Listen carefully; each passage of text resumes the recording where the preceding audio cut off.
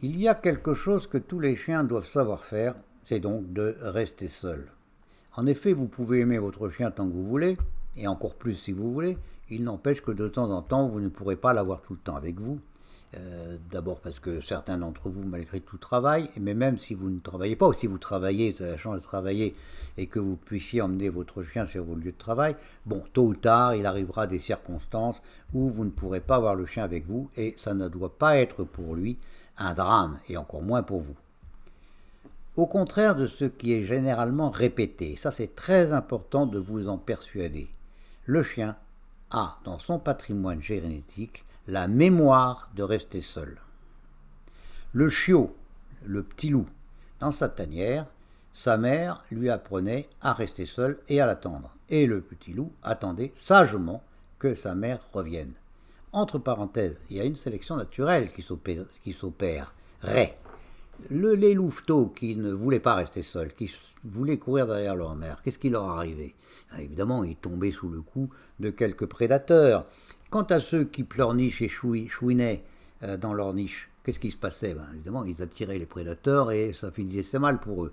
Donc ne survivaient en quelque sorte que les chiots qui comprenaient bien que quand on leur disait de rester dans l'antre, dans le repère, à sa place et d'attendre, ne survivaient que ceux qui étaient capables de faire ça et qui le faisaient. Donc les chiots, les chiens, ont dans leur patrimoine génétique le concept de rester à leur place et d'attendre qu'on vienne les chercher.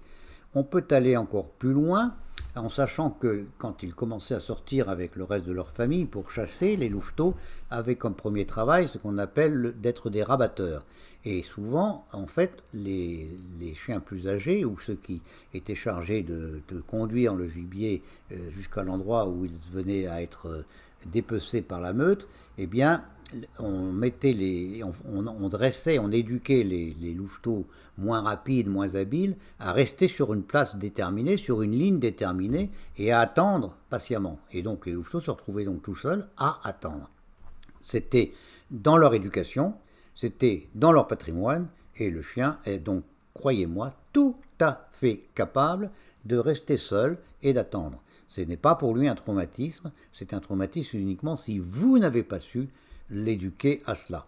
Donc, arrêtez d'avoir peur que le chien reste seul parce que vous pensez que ça le traumatise. Non, non et non. Le chien n'est pas traumatisé par le fait de rester seul puisque c'est quelque chose qu'il a dans ses gènes.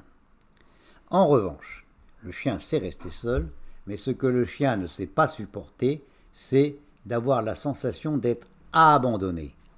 Alors cela peut prendre des formes extrêmes chez des chiens qui présentent des déficiences, dont celle dont je vous ai parlé, l'anxiété de séparation, mais qui doit être considérée comme une maladie qu'il faut guérir. Mais en réalité, l'anxiété de séparation n'existe que chez les sujets qui ne sont pas habitués à se rendre à leur place sur une simple indication. Donc la guérison du syndrome passe donc par l'apprentissage que l'on doit conduire de manière ferme mais progressive par l'apprentissage d'être capable de rester à leur place. Pourquoi le chien habitué à rester à une place déterminée est-il plus en mesure de supporter les instants de solitude qu'un autre qui n'a pas connu cet entraînement?